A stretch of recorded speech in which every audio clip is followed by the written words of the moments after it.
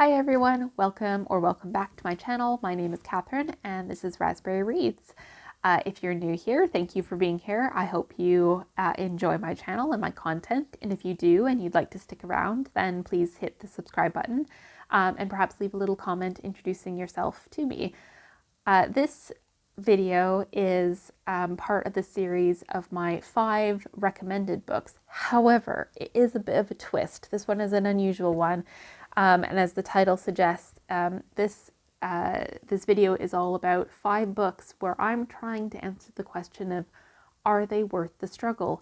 So these are books that I have read that are very popular and well received, and I'm still trying to make my own mind up about whether or not I think they're worth the struggle. And what I'd like this video to do is to be a starting point for a wider discussion. I'd love for you to share in the comments whether or not you think these books, if you've read them, are worth the struggle. If you haven't read them, do you want to read them or not?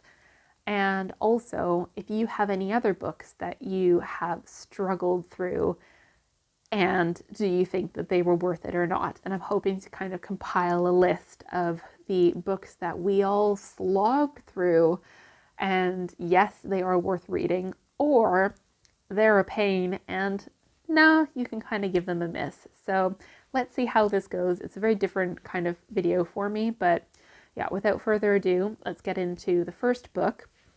And it's not actually the book. And what I mean is that by that is the Lord of the Rings trilogy by JRR Tolkien.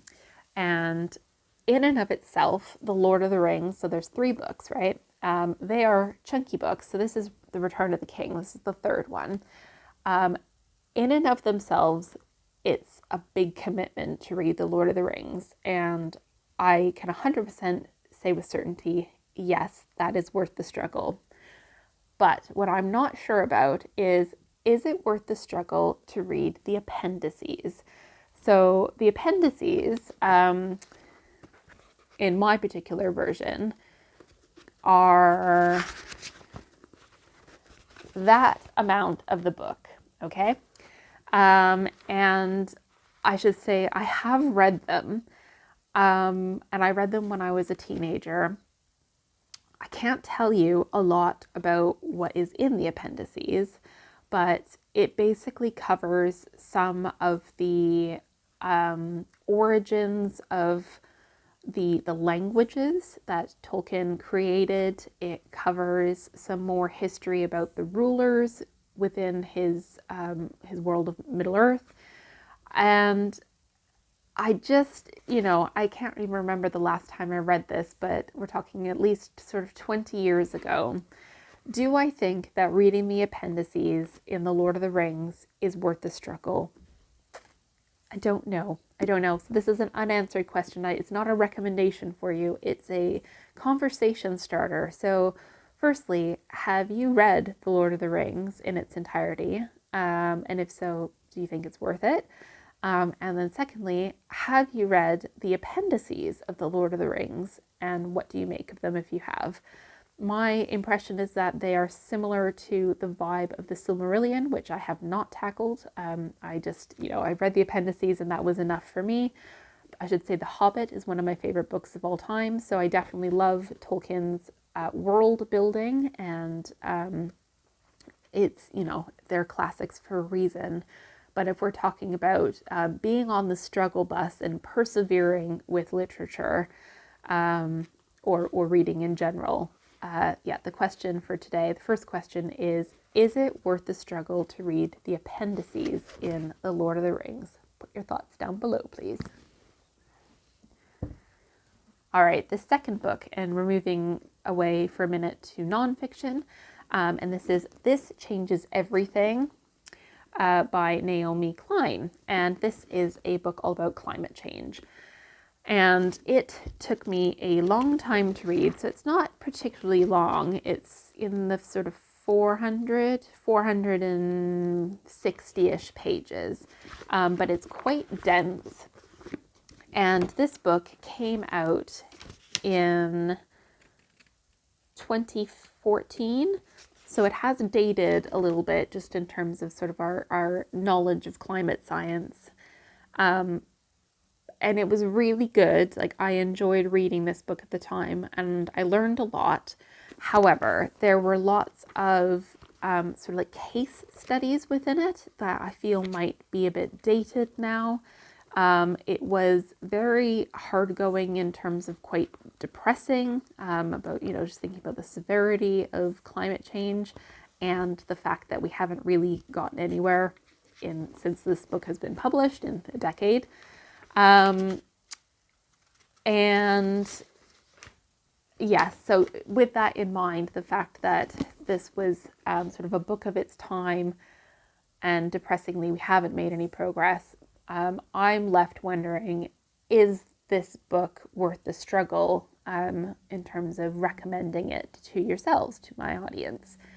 And I don't have the answer. So again, the whole point of this video is that I'm not recommending anything. I'm trying to figure out, should I be recommending them? So if you have read This Changes Everything by Naomi Klein, firstly, what did you think about it? And secondly, would you recommend reading this book today?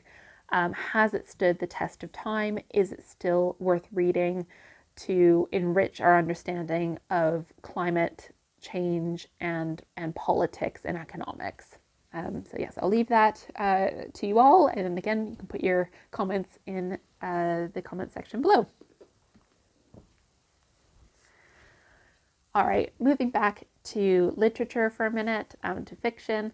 So the next one is also a series, and I will say from the start that I have not finished this series. So this is actually a question that I'm posing to you all to inform whether or not I will continue with the series and perhaps reread the series. And the series I'm talking about is the Earth Children series. So the first one is The Clan of the Cave Bear, and this is by Jean M. Auel. And I read The Clan of the Cave Bear and the second one, which I think might be The Valley of the Horses, back in high school. It's such an interesting series in the sense that it follows early man and sort of like time of Neanderthals and mammoths and that kind of time period. And it was a really interesting sort of epic saga, like chunky books. They've had good romance in them from what I remember. I think possibly problematic in terms of the sort of science or anthropology behind the books, but I don't know enough about that to comment too much. But I only read the first two books and they were a big commitment at the time because, again, saying they're quite chunky.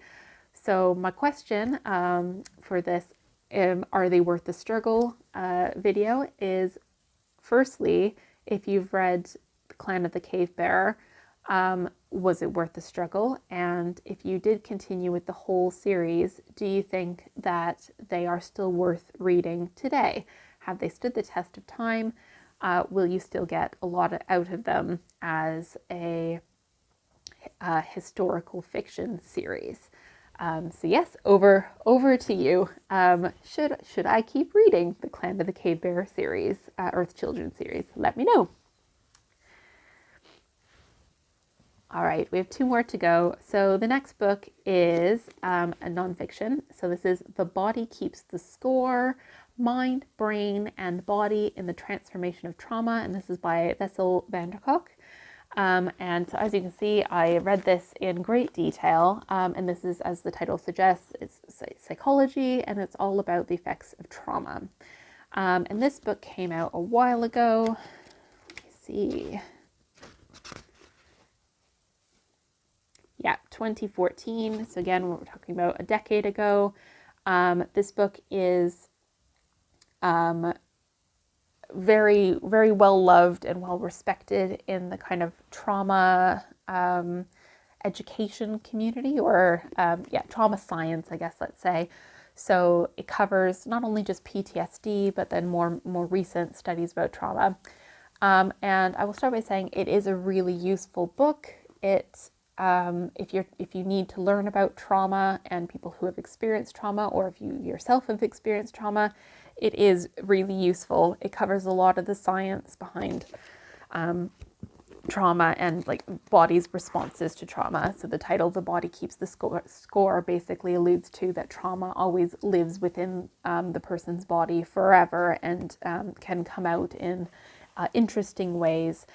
And the thing that I like about this book is that it did cover some really interesting case studies. I think there were some to do with veterans from the which war was it? I can't remember which war, but American veterans in any case, possibly Vietnam.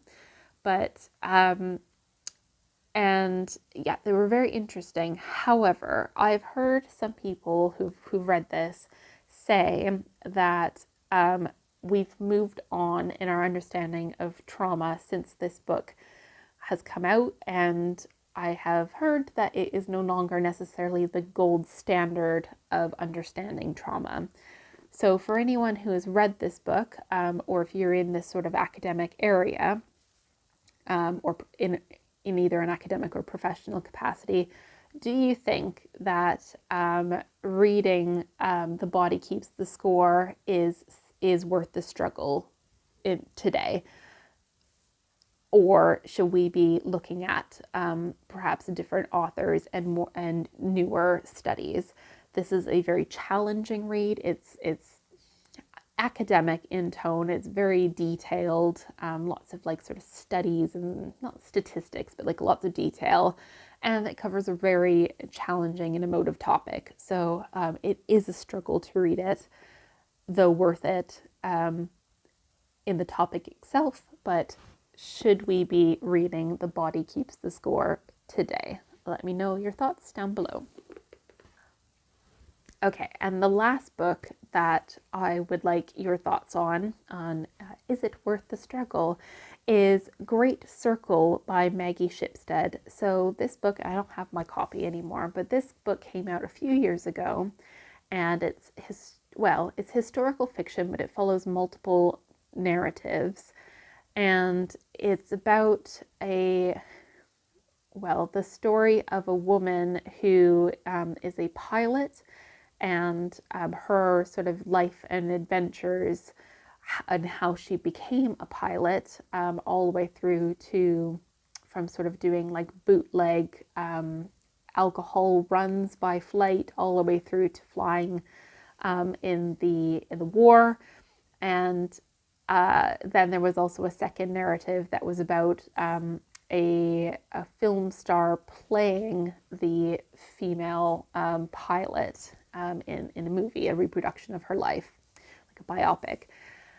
And as you can see, I'm trying to like piece together what it was about because it was so long. I can't remember how long it was. I think it was probably like 600 or 700 pages. And I struggled to get through it because I got not bored, but because everything was interesting, but it was just so much interesting and at such a slow pace. I very rarely recommend Great Circle on here. However, I think about it all the time. And so that's why I have the question of, is it worth the struggle? Should I be recommending it to people? So I would put this over to you. If you've read Great Circle, what did you think about it? In general, if you are looking for recommendations, do you want recommendations for long books that are a bit of a slog, historical fiction in particular? Because I'm very reluctant to recommend things where I'm like, okay, I finally finished that and it was good, but ooh, is it that good? So, Great Circle by Maggie Shipstead. Is it worth the struggle? Let me know your thoughts down below. And lastly, I said I was doing 5, but I've got a bonus, and this bonus is more of a maybe like a dialogue or a debate point, perhaps. I'm curious to get the conversation started. So this is a classic. I read 100 Years of Solitude by Gabriel Garcia Marquez a few years ago, and I always fondly refer to it as 100 hours of my life I'm never getting back. I struggled so much reading that book, and it's one of the books that is always hailed as like one of the best modern works of our time and one of the books you must read before you die, that sort of thing. and I just don't get it. I found it very boring. I can't tell you really what it was about. I thought it was weird, I thought it was long, it was confusing because everybody was called the same thing. And so I am posing to you, if you've read 100 Years of Solitude, or if you're a fan of Marquez's writing, please try and, I guess, prove me wrong. Sell 100 Years of Solitude to my viewers.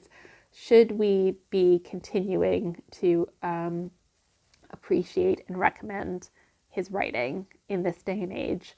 I'd be happy to be proven wrong. So that is my kind of plea to you to start that conversation, because that's the only book I was thinking of there. I was like, nope, I don't think it's worth the struggle, but I know a lot of people would disagree with me. So anyways, this is, as I said, a very different type of video from what I would normally create. Normally I've got lots of things that I stand true to recommending things to you. I wouldn't recommend something if I didn't think it was really worth your time and if you wouldn't really appreciate it, in terms of the things that I look for, which is normally really good writing, great scene setting, very complex and well-written characters, and good attention to detail and accuracy if it's historical fiction. So yeah, these books have a bit of a question mark on them. They have lots of great qualities, but I'm still on the fence as to whether or not are they worth the struggle. So yeah, I look forward to hearing from all of you in the comments. And as I said at the start of the video, if you've got other books that you're kind of on the fence about and you'd like to sort of chip into the conversation that way, then yeah, let's get this conversation going and talk about books where we're like, is it worth the struggle or not? But with that being said, I hope you're all doing really well. And I hope that you're enjoying whatever it is that you're reading and that you're not on the struggle bus. And I will see you soon in a new video. Okay, take care. Bye.